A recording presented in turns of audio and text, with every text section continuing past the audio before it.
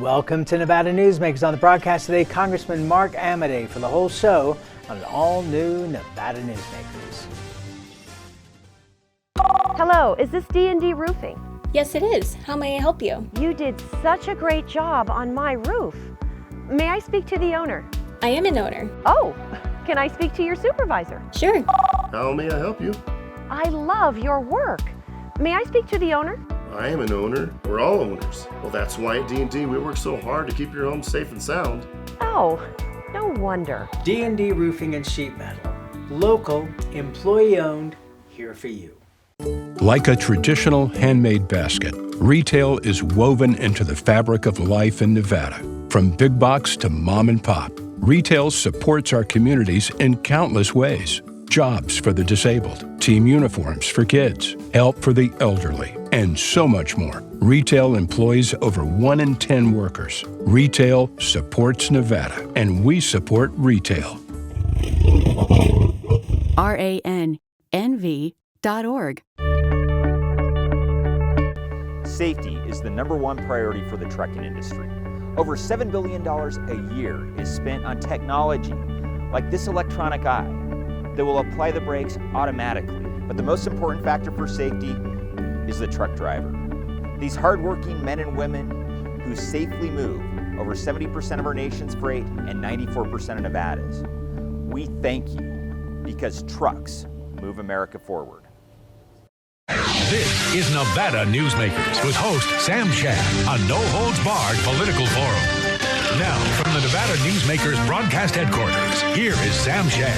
And back on Nevada Newsmakers, we are taping this program Wednesday, March 18th, the morning after the governor made his speech last night, shutting down the state for the next 30 days. Congressman Mark Amodei joins us. Your initial thoughts? Well, I mean, it's clear that the governor has focused on the health aspects of this, which quite frankly, there's two major ones. How do we keep people safe and not sick? And the other one is, how do we live to fight again another day economically and make this as short as possible? And so the governor's all in on the health side. And I guess now it's like, okay, now that we're doing that and we're going to see how that works and we're being as aggressive as possible, I'm just glad I'm not the state budget director right now, because guess what? All of the old Jim Gibbons days 10 years ago, 11, 12 years ago, there's going to be work to be done there. So it's multitasking time. It's the Olympics for multitasking time. And so I hope this shortens it up, because it's very intense no matter how long it is. But hopefully the governor's on the right track, and it's like, hey, this is going to shorten things up for us, and we can get back to putting the economic Humpty Dumpty back together again. And one of the things that I think it's important for people to understand is this is not going to end the virus. The plan is to slow it down so medical services are not overwhelmed. The hospital beds, ventilators, et cetera, are not overwhelmed. Am I correct on that? Yeah, and you know what, Sam, that's something that's kind of underreported. It's like, there are people that get the virus. There are people that have severe symptoms. There are people that don't have severe symptoms. The vast majority recover, but it's like, if, for instance, you tested positive, so they're going to say, how old is he? What are his underlying medical conditions? There's people that are in the, I mean, no offense, I know you're a young guy, but I'm in that time frame where it's like, well, you're at risk because you were born in 1958. So there are people in those areas that have gotten better. I mean, one of the cases, the early cases that we were tracking, 70-year-old lady, I don't know whether she was a Carson person or a Washoe person, is getting better. Yay. So the whole challenge of this, people go, oh my God, there's only X number of ventilators. It's like, well, quite frankly, you don't have a warehouse full of ventilators sitting around for the one time every whatever you use. So listen, this is new ground. This is our first rodeo in pandemic country, really speaking. And so it's like you try to triage that, put people where they need to be, isolate them at home if necessary. We've worked with the Washoe County Sheriff and hooking him up with the emergency management and FEMA people for a contingency thing if you need a bunch of quarantine beds under one roof. And so it's like, listen, we've got good people working at the local and state and federal level. So it's like, okay, we're basically taking it as it comes. But I mean, yeah, the doomsday scenario is everybody's going to need a ventilator and there aren't enough. The whole reason that people are doing the things that they are, including the governor, is so that you don't need 2,000 ventilators in the Truckee Meadows and 10,000 in Clark County.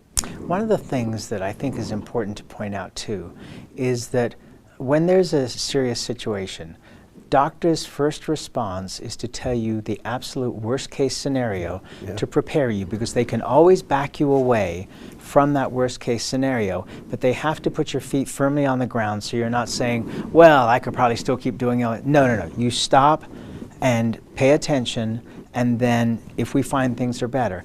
Am I correct on that? Yeah, and listen, the medical profession is doing what they've been trained to do. I guess, I don't know.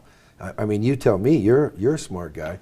You connect the dots for me between toilet paper and potentially dying of pneumonia. And so people all react differently. But it's one of those things where it's like, listen, you want to know what the medical range of potential outcomes in? They're going to tell you. They have to tell you. They're supposed to tell you. So that's what you're getting with the folks at CDC. That's what you're getting with the state health folks. That's what you're getting with the county health offices, the chief medical officers in the hospitals and stuff like that.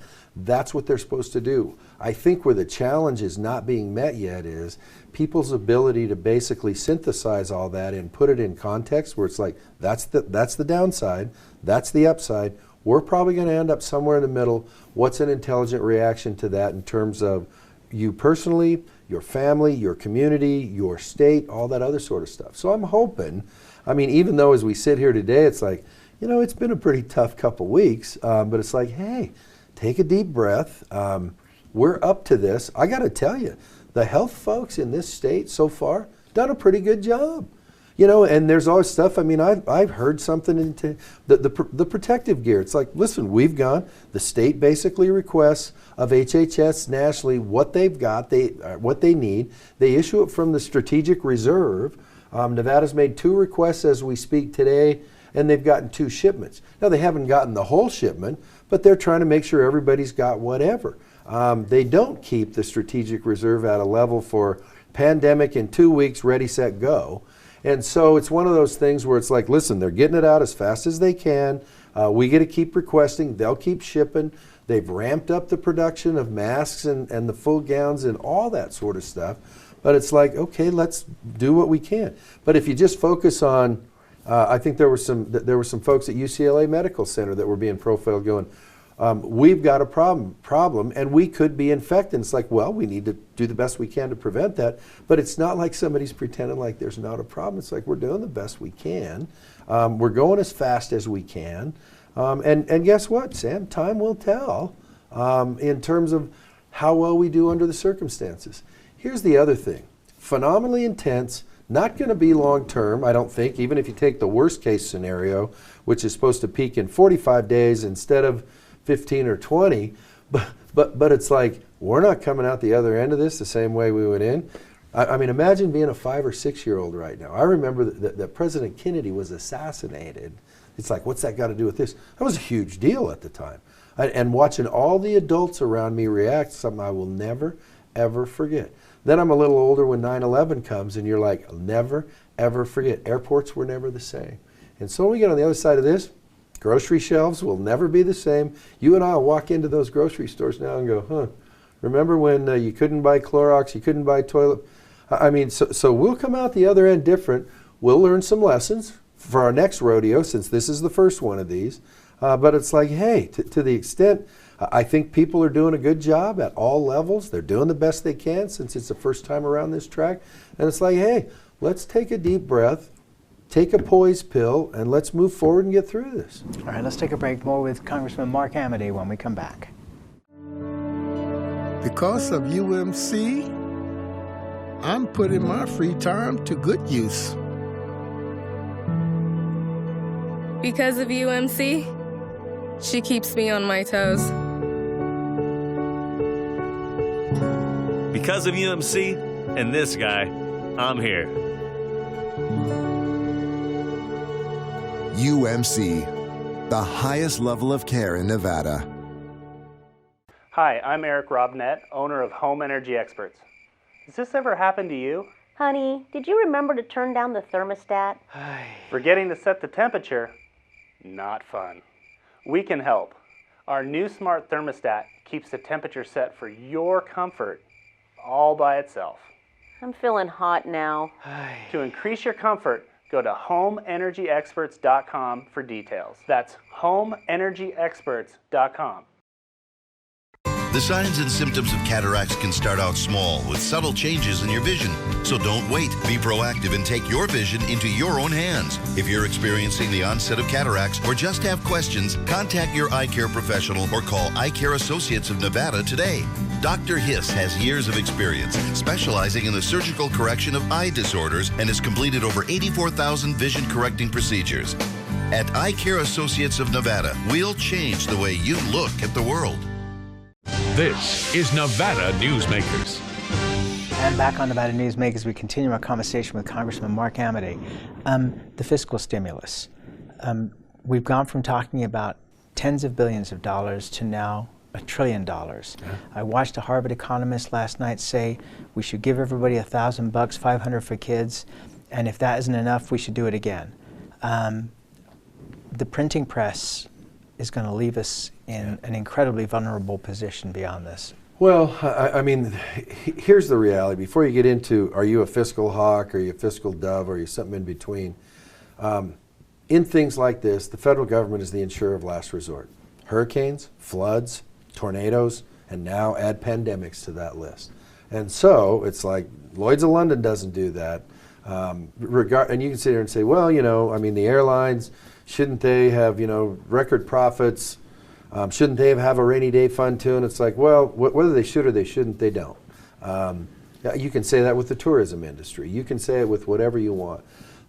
The fact of the matter is to make this whole operation work, people need to pay taxes. And so we put a lot of that burden on businesses as well as individuals. And so when individuals aren't working, and you base it on income, they're not paying taxes. They're not buying tires. They're not doing all the stuff that creates cash flow for your local, state, and federal government. And so part of it is, can you basically triple net this in effect and say, if I spend the money now and it shortens up, is it basically going to get me back to normal quicker? Is that a good buy? Or are we resisting the urge just to go, hey, Sam, I sent you $1,000, I did my job. And so, I mean, I want to hear a little bit more about it. It's like, well, I get if you send somebody, you know, they're talking if you make $70,000, you get it. Maybe some people think if you make $100,000, and then we get into, you know, $100,000 in San Francisco or New York isn't anything. But $100,000 here is more than it is there. So it's like, first of all, you got to draw that line. Wherever you draw it, there's going to be a firestorm.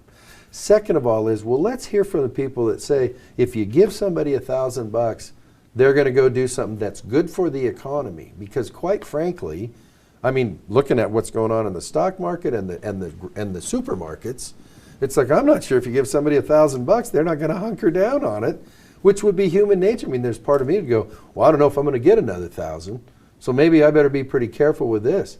I don't think right now that's the sort of thing where you're like, well, I guess I pay my landlord, but it's like, it's not, even in this area with the housing thing, it's like, well, we're gonna kick you out. No, you're not. But even if you did, who's somebody that can afford to pay right now? I mean, the SBA basically declared the whole state an economic disaster zone yesterday. So the other side of this is that the federal government is going to make money available for loans. Yep. And people will have to pay that back. Yep. Are they even going to have the ability to do that in the short term, let alone even the long term? Well, as we talk about Nevada and what we're doing for the health stuff on one side, it's like, okay, now it's multitasking time. It's like, what are we going to do on this economic stuff? The legislature's meeting in less than a year. And the impacts of this will not be gone in less than a year. Maybe we'll be well on our road to recovery, but we're going to deal with the rest of this year economically. And I mean, somebody from UNR or wherever will know better than me, but it's like when everything's shut, not everything, but when a whole bunch of stuff is shut and the industry that pays for 40% of our state government is basically the doors are locked and the lights are out, it's like, guess what? That's big time budget problems for the Silver State. What about construction? Is that considered an essential industry? Because you have over $20 billion worth of projects currently going on in Southern Nevada. You have a huge amount of projects actually not that far off from what's going on in Southern Nevada and Northern Nevada. Yeah. And that money is important to circulate not only for current conditions, but that NFL stadium needs to be built in time for the football season. Yeah. The convention center needs to be finished in time for CES in 2021, and the list goes on. Well, I mean, that wasn't on the list that you heard about yesterday. And don't forget the biggest project in the state, putting new windows and re-siding my mom's old house in Carson City, Nevada, by gosh. I mean, so I think, you know, when you look at it from a health perspective, it's like, well, it's not all outdoor work, but a lot of it's outdoor work, and you got this and that and whatever. It's just like, I would defer to the AGC folks, the ABC folks, the builders associations and stuff, but it's like, listen, if you folks feel like you can do a responsible job of keeping your folks functioning without putting them in close proximity, then I hope so. I mean, there's another one. Is it okay to still run a mine? So, you know, like anything, we experienced a little bit of it in Reno when Mayor Sheevy said, hey, I'm going to do this. And it's like, well, what about this? What about this? What about that? So I expect this process to evolve in starting today and in the coming days and weeks to where it's like, okay, not okay, whatever the heck. I think the social part of it was the main thrust, which is a tremendous impact in and of itself. But it's like, hey, you're spot on. It's like, I think it's okay to keep not hammering nails anymore, but shooting nails and doing iron work and all that other sort of stuff. Because if you start to shut that part down, then I just think you're magnifying the economic impacts without much gain in terms of the health precautions that need to. All right, let's take another break. We'll come back more with Congressman Amodei after this. Dimitri Prine here for Design Outdoor.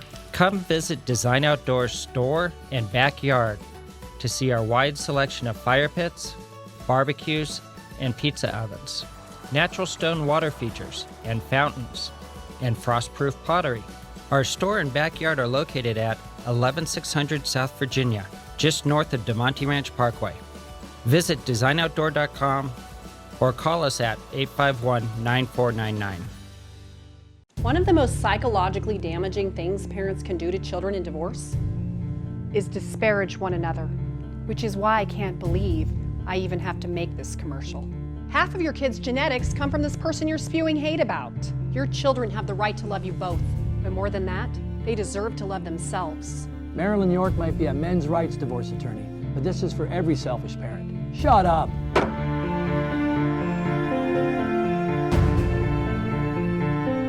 Hi, I'm Dave Newman. Remember me? I used to be the house detective, and now I'm a realtor, full-time at RE/MAX Realty Affiliates. And a lot of people ask me, how's the market? You know what? It's fantastic. If you're even kicking around the idea of buying or selling, give me a call. Let's talk about it. Call me at RE/MAX Realty Affiliates and just ask for the guy who used to be the house detective, Dave Newman.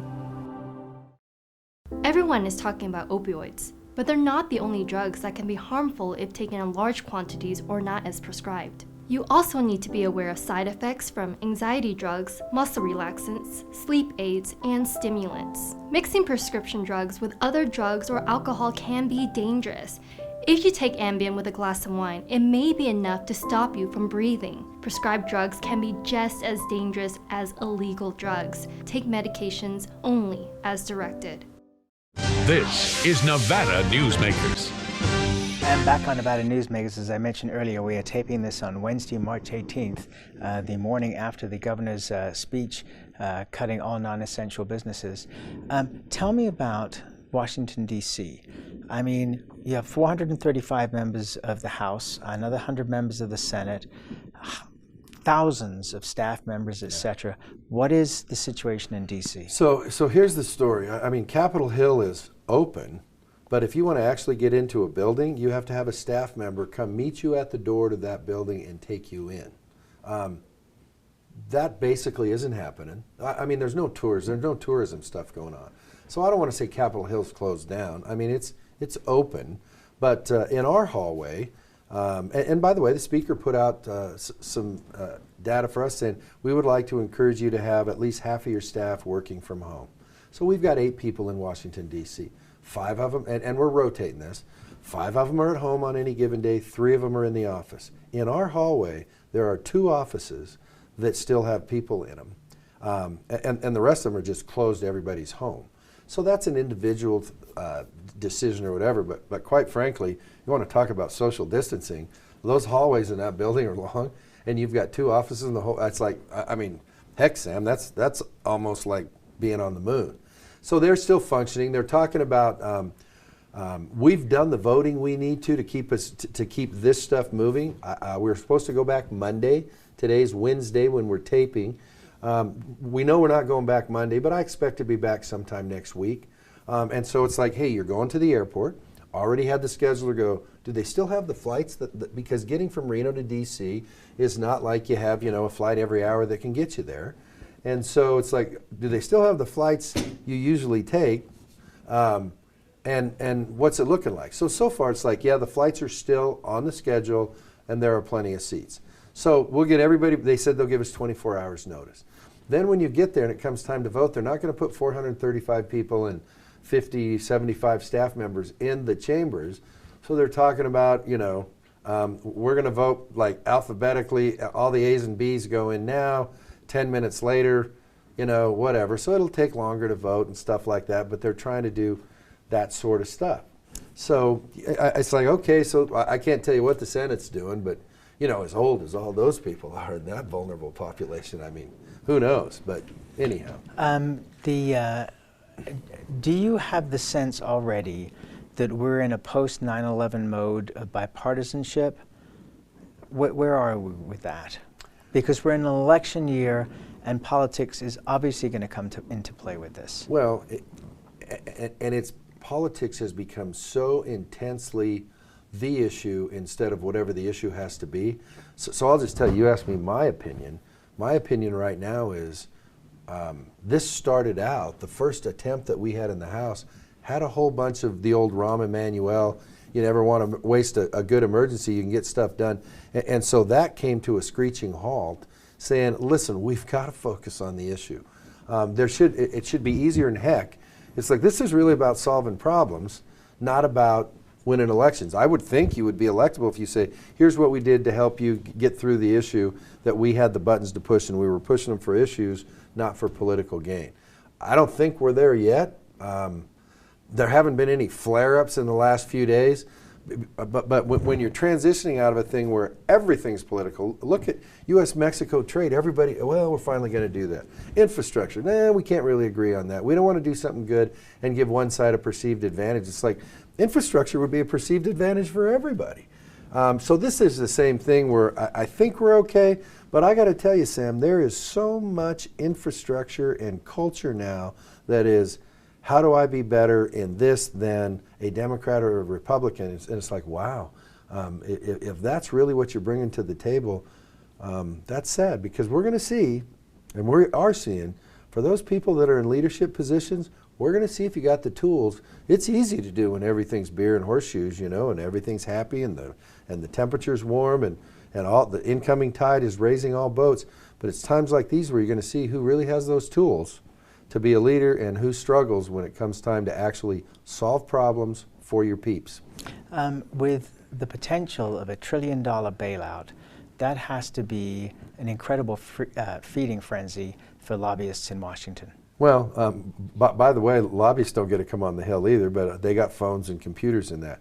That's going to be one of the challenges of who's got the tools during this crisis, real leadership tools to say, hey, if you think that a pandemic that we're trying to minimize the footprint on in this country is a good opportunity for you to do some policy that's maybe indirectly related to it. It's like, I can, it's like I could just say, I would say to someone, it's like, you know what, you want to deal with that, we'll deal with it. But quite frankly, right now, we got to deal with health and we got to deal with the economy, and that's it. Are there other things that are going to continue in Congress, for example, lands bills? Well, the Navy did their record of decision, what was it, yesterday or the day before on the Fallon stuff. We introduced our bill on Friday that's going to be basically amended because the Churchill County piece, the state piece, and a bunch of the Washoe County stuff isn't in there.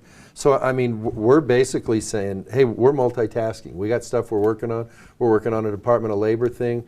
for the construction industry here, where they basically doubled everybody's wages with absolutely no reason to. It's like, hey, so we're all in on that, still moving that. The lands bills, we're still all in on. But here's the problem, Sam. Before this really came home to roost in the last 20 days, I mean, there was 120 days left in the 116th Congress. You're gone in August. It's an election year. You're gone in October. You got the election and then Thanksgiving and the holiday. So it's like it was already getting to the point where in a normal year you'd say if it's not done by July 4th, don't count on anything getting done. And that's, you got to get it through both houses.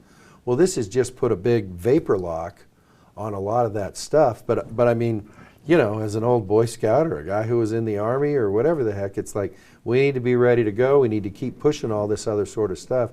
But that's another one of those things where it's like, well, who's capable of multitasking in these times where this is the majority of your effort, but you still got to keep those balls moving.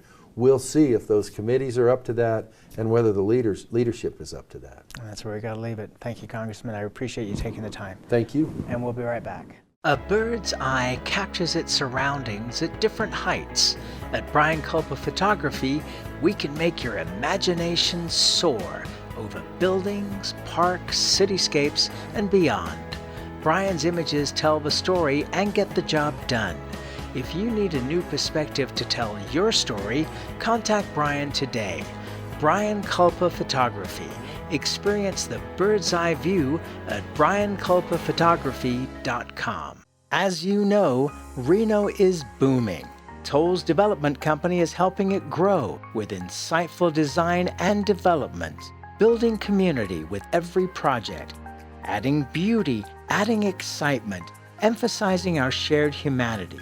Reno is becoming bigger. Toll's Development is helping it become better, more livable, more enjoyable. To learn more, go to tollsdevelopment.com. tollsdevelopment.com. Safety. We all think about it. You think about it when he buckles in, when you check your mirrors and put away your phone. RTC thinks about safety too. In fact, we create it. Center turn lanes mean fewer blind spots. Bike lanes keep cyclists and you safe. Roundabouts reduce injury collisions, and all these crosswalks are designed to keep families like yours safe. Safety is your priority, and it's ours too. Every day, in everything we do. Pro Group Management specializes in providing industries with the necessary components to satisfy and exceed workers' comp requirements. Every business has unique needs and specific regulations. Pro Group Management stays ahead of the curve, providing up-to-date services to keep your industry in top form. Discover how we simplify your tasks, improve efficiency, and reduce expense to keep you moving in a positive direction. Pro Group Management. Workers' comp that works for you.